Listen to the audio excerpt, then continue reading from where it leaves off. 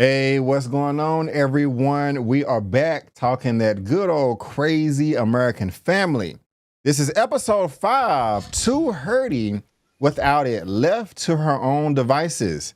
Natalia faces her new circumstances and how the world sees her. Lamont, this show is crazy. It is wild. What did you think, man? What did you think?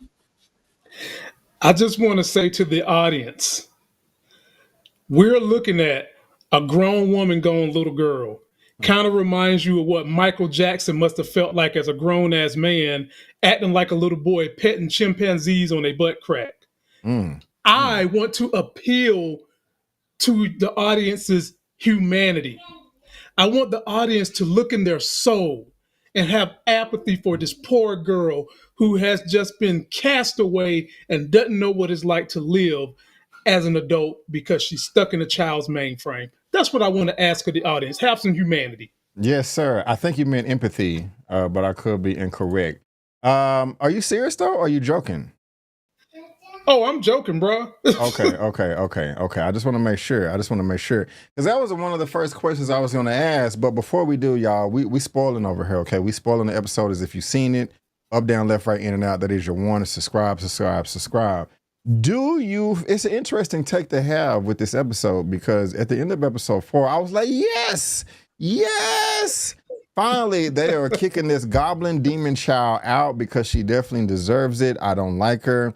But now they're trying to get us to empathize with her. And that was one of my first questions I was going to ask you, Lamont. And I think you answered the question. Should we feel sorry for Natalia in this episode with her having to fend for her own?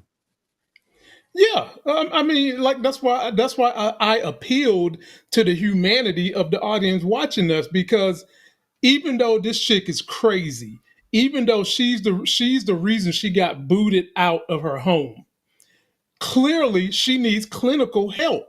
And we see her getting the beginnings of that in this episode with Michael, but she needs more help. And to just take someone who is clinical and thinks that they are a little girl, but they are a 22-year-old woman, and they can't even fend for themselves as an adult. I have some apathy for her. It appealed to my humanity. I want to see her get some help and see if the help can help her be a better person. Got you. I disagree wholeheartedly, man. I do. Because Lamont, I mean, she's a manipulator. The thing about it is, I really can't even say that. I can't even like judge the show because it's so outlandish. It is so It unrealistic. is. Like And it's this just funny. wasn't. It is funny. I mean, I'm entertained, but I'm just watching. It's like this will not happen. Now, of course, I mean that's probably obvious to everybody. We know this is loosely based on a true story, and this is like the 17th version of this story that we have seen on the big screen, small screen. And they even Right. said it in the beginning, loosely based on a true story. This Exactly. has been stretched to the imagination for dramatization and all of that stuff like that. But it's just still, man, like while I'm having fun with it, I'm also just kind of just shaking my head continuously, just like this is just so crazy to me. Because I don't feel sorry for her. Even a small child know how to take the parent's tablet or phone and order products off Amazon and remove and stuff out the cart. I mean, maybe she's never been able to fend for herself before, but come on, man. I mean, she was living with the Barnetts for 2 years before they kicked her out.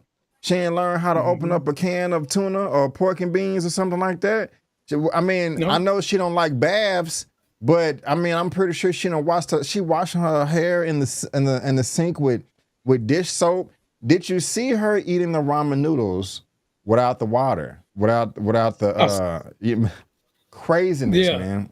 Craziness. Uh, Did I, go did ahead. you Go ahead. did you see the way she dug into the neighbors' wholesome pastries like she ain't never had a meal before in her life? I mean, Ah, she be Avery. She dove into them pastries like she was diving in an Olympic pool. I was like, yeah. damn, girl, calm Yeah. down. And Yeah. the other thing about her food that I gotta say, man, because this was funny to me. Did you see her talking to the can of tomato paste? she, she was holding the can of tomato paste that had that little orange tomato up there looking like Miss Minutes from the TVA, and homegirl started talking to it. I Yeah, said, damn. yeah. And I want to come back to that. But before we do, this starts off with her Yeah. in an interrogation room with this black guy that always pops up. I don't know his name, but he be popping up every once in a while. I Michael. like him. That's his real name is Michael. No, that's his name on the show. Gotcha, on this gotcha. show. But he played in what, Suits, or Suits, I think is what he played in, Hold on, and a bunch of other stuff. Is this him right here? I think it is. Dulé Hill. Let me try to get his picture up here real quick. I think this is the same cat right here, Mr. Is it Dulé or Dulu? Yeah, that's him. That's him. Okay. That's him. Yeah, I like him. But what's up with him, man? And this savior complex, Captain Save him. You know, like, why are you so, hell bent on saving Natalia? Because what it don't make sense. Okay, he is interrogating her, asking questions, trying to get answers. All right, she is admitting to everything. Yes, I wanted to kill the boys. I wanted to wrap them up in a blanket. I've been hiding knives. I was lashing out. I was acting crazy. Natalia just coming clean. He's like, you know what? You're coming too clean. This is not gonna. He going outside, talking to his coworker, his colleague. I thought you said this is gonna work. Like, what else do you want? She's telling you the truth. So I was like, whose side is he on? Now I'm pretty sure he's gonna come circle back around later on in the season. But right now, I'm just kind of scratching my head. I'm like, what's going on here? Like, why are you on her side? I still, and Mr. Prediction Man. You can comment on that if you want to, but you be coming down with the predictions. At the end of episode 4, they drop Natalia off in this apartment, right? Prior to that, they got all types of legal documents, signage from doctors, this report, this lab result, all this explaining or expressing or proving that Natalia is an imposter, she's a manipulator, she's a grown woman, that something is a farce. If that is the case, what the hell happened? What did Natalia do for 6 to 10 years later? She got the Barnetts being prosecuted, sued, and this black guy interrogating her like she's the victim. I can't think of anything, Lamont. Can you help me out, my brother? Help me out. I'm assuming that this guy is a therapist, and I'm assuming that the facility she's living in is kind of like a halfway house rehabilitation facility, because when he walked out of the room, whoever he was talking to was saying, y'all called me here to try to work with this person, and I can't work with her because the bitch admitted she rolled up the boys in a blanket and set it on fire and said she did it because she wanted them to be warm. Okay. Who does that, B. Avery? Who sets something on fire with people in it and say you did it because you want them to be warm? That is clinical. All day. Yeah, it is. Yeah, it is. We're gonna see, man. They're gonna have to bring him back around because, like I said, this is just not adding up whatsoever. Also, Lamar, hear me out. Why are they paying her rent? Why are they, providing her room and board? I mean, I don't know. Call me crazy, call me mean, sinister, whatever you want. But if somebody threatens my family, lies to me, not only threatens my family, attempted murder, my guy. Somebody tries to kill my family. Kill my family, forces me to pay $7,000 in surgery, et cetera, et cetera. The last thing I would do is move them into an apartment and pay their room and board. I mean, I can't even remember if we talked about this last time, but I'm just still, Christine and Michael are showing up, giving visitation visits. You know what I'm trying to say. What's the reason, bro? Like they acting like if they don't do this, they're gonna go to jail. Now, of course, we know this that happened in the future in present time, but at this time, like, help me out, bro. I'm still lost. I'm confused. If you remember from last episode, they signed all that paperwork, but they also have some form of custodial custody over her money and things that she's getting. She's getting a crazy check, as they would say back in the day.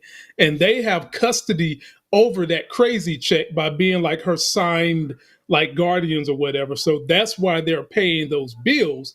However, They could choose to do exactly what I told you I would do, B. Avery, which was what? Do you remember what I said I would do? What was that? What was that? I would drop her ass off at the fire department and leave her right Oh down yeah, there beside the Dalmatian dog. That's yeah, a safe delivery place, yeah, ladies and gentlemen. It would be their problem. I ain't yeah. fooling with it no more. So if she want to 100%. start fires, she'll be right at the place that can put it out. That's what I would Yeah. have done. This is true. These are facts. I definitely agree with this 100%. I mean, the house looks like a pigsty. And I mean, Oh my they God. they are just really entertaining us. She's like a gosh freaking hoarder, man. I mean, she knows what a freaking trash can is, man. Like she knows what a trash can is. Mind you, even if she did not live with the Barnetts for those 2 years, everybody knows what a trash can is. Everybody knows how to wipe their butt. She has a walking problem. She's not mentally challenged or something like that. I mean, even they know how to clean I themselves. beg to differ. I beg to differ, BA. She is mentally challenged, but I get what you're saying that Right. she's not so debilitated that she can't do common everyday things. Yeah. I mean, she has common sense, to my understanding, but apparently not, man. Apparently not. But going back to what you said though, she did dive into those pastries like it was crazy, like she was crazy. And people are just friendly. I don't care if it's a child, adult, human, whatever. I'm just not gonna be that friendly to some stranger walking into my house, walking into my apartment, and oh, have a seat. And I am gonna call the cops. Like, no, get out of here. I'm afraid of you. You know what I'm saying? But she's trying to make friends. What do you think about the neighbor? Would you have reacted the same way, or would it have been something different if a little girl comes and steals your cupcakes?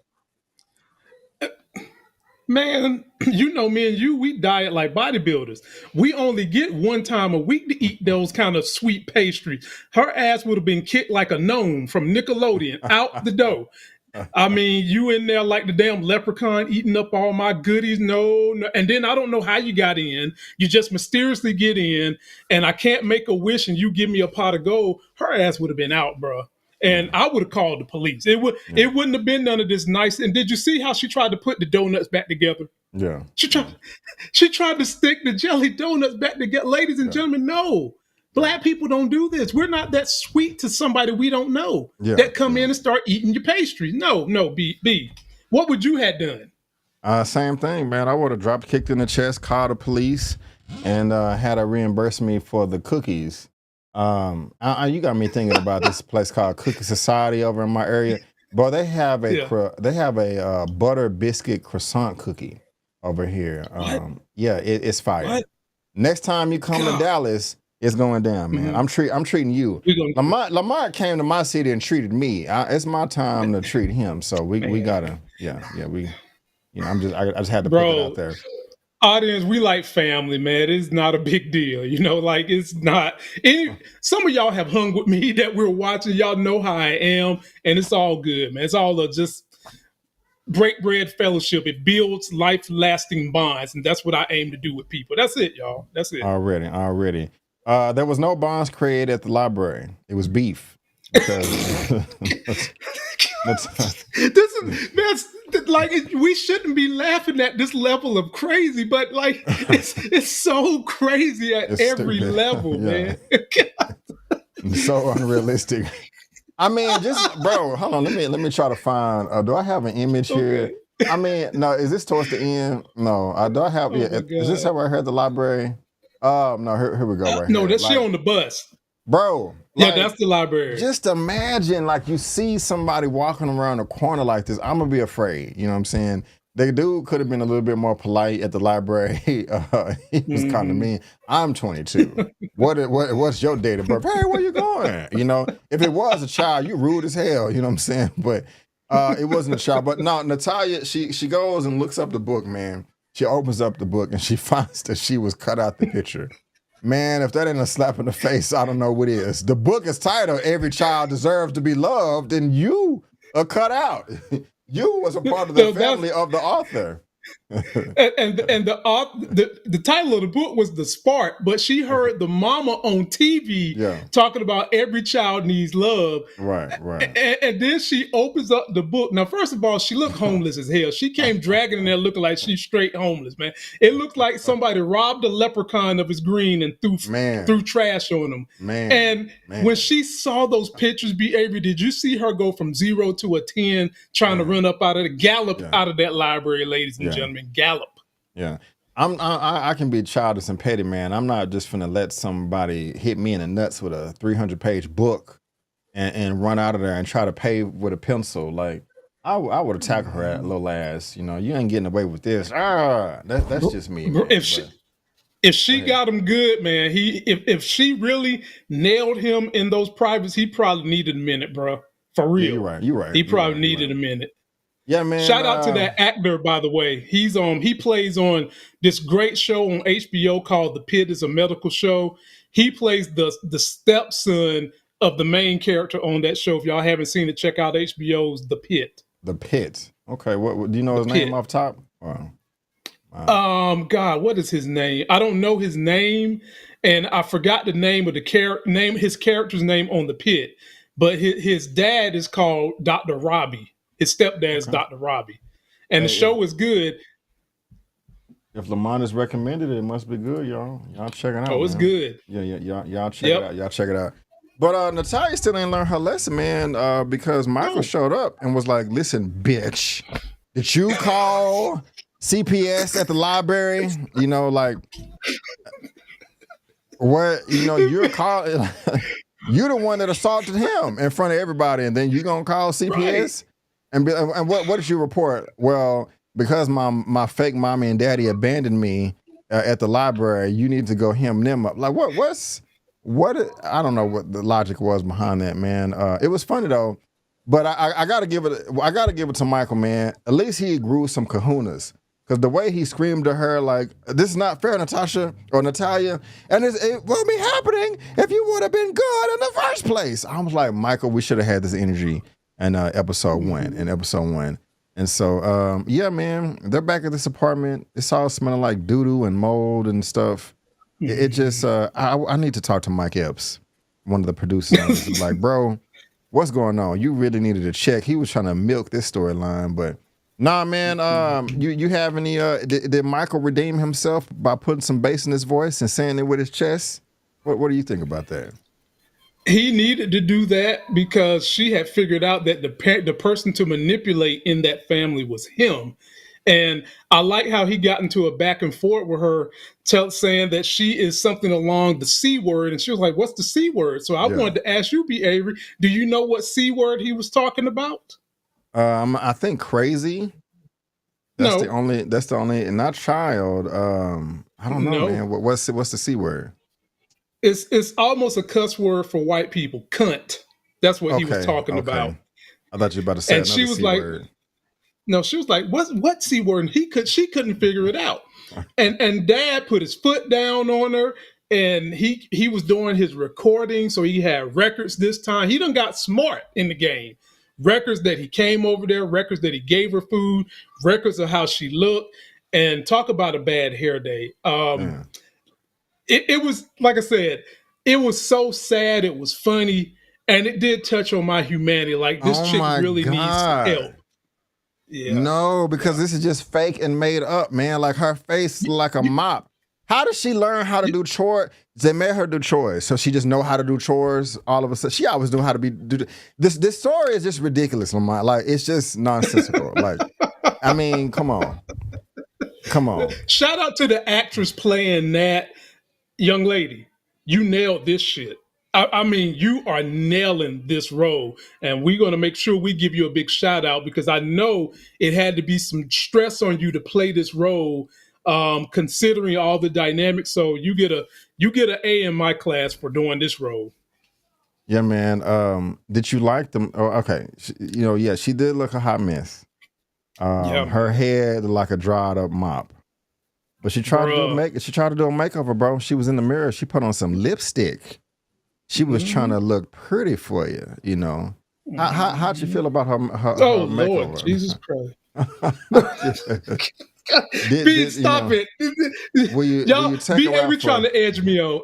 No. I'm not taking her nowhere. Hell, my daughter taller than her, and she only 4. I'm not taking that chick nowhere. No, Oh no, yeah. no, How you feel no. about her little friend Carlos that checked her? She is not my friend in the little adventure that they went on, man. That was Well, quite funny too. I called him well, Carlos. you I don't know his name. yeah, whatever. We'll call him Carlo. We'll call him CeeLo's. You got to be honest about this, man. Look, the mama knew that the girl is not a child.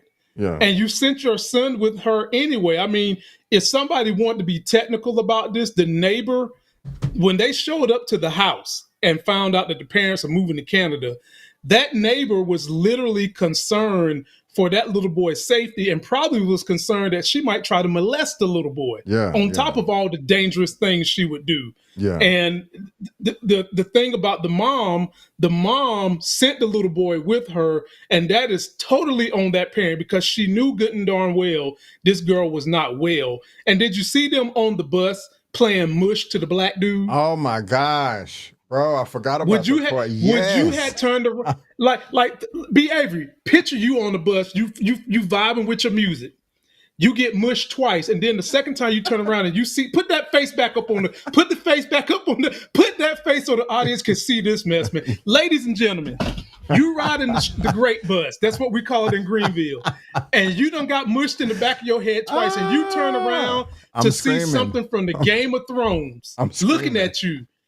Or Oh man, I probably would have ran away. Is what man. I would have done. Yeah, that's he had the right reaction. You don't just be touching people. He did. Man. You don't touch strangers.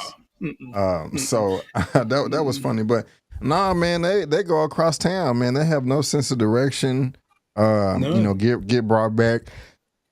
She pulls up to the old house, and that's where CeeLo or Carlos or whatever his name is ran into the friend, and I guess they gave Natalia a ride home too. I don't know. They should have left her there on the curb, you know. But add an insult to injury, man. The old lady, when she was like, "What is wrong with you? Do you know what he been through?" Shut up, you twisted fuck. I laughed my ass off. I did. Because Natalia should have been getting that energy from everybody.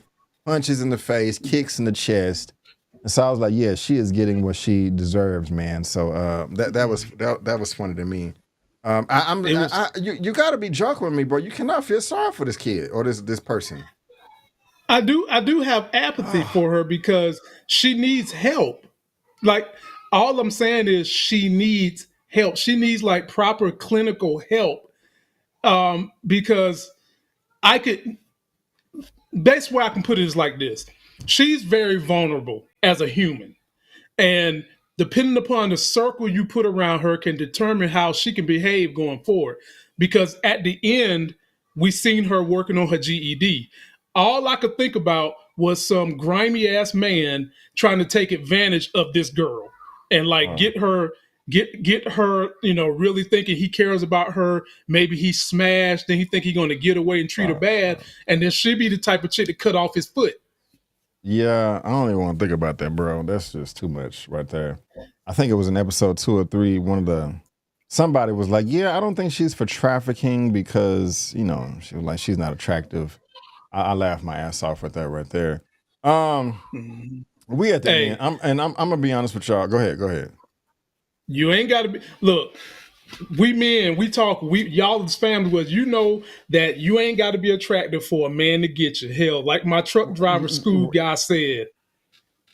Yeah, that's 100% true. But there's levels to it. This is just no. Maybe there's some slime ball that lives in the sewers that. No, B. Avery. No. Ladies and gentlemen, and B. Avery, there is slime balls and there is truck drivers. Let me tell you what, the guy who taught me how to drive big rig trucks, the owner, he's a southern redneck 70-year-old white guy. He told a joke in class, and the joke went like this. What do you call... I don't even know if I want to hear it, bro. I don't mean to cut your cord like that, man, but Audience, if you want that joke, you just leave a comment. I'll tell you the joke. Let's do it that way. Let's do it that way. The icing on the cake, man, was Christine showing up at the end. Like, hey, mama, we moving. You are. You got kicked out because you're kidnapping Carlos and nobody knows what's going on. You're riding around the city. Michael earlier got the AC put back on. But yeah, man, she's done. I wouldn't even have helped her up the stairs and all that, but when Christine maced her in the face, in the eyes. Oh my God. I was like, that's what you get, man. And then she was going off to her GD. What I was about to say, y'all, usually I pay more attention to the details in the show when we're trying to cover it, but I was just watching this one and watching something else because it was just so crazy. I don't care at this point, like not mentioning characters by the correct name.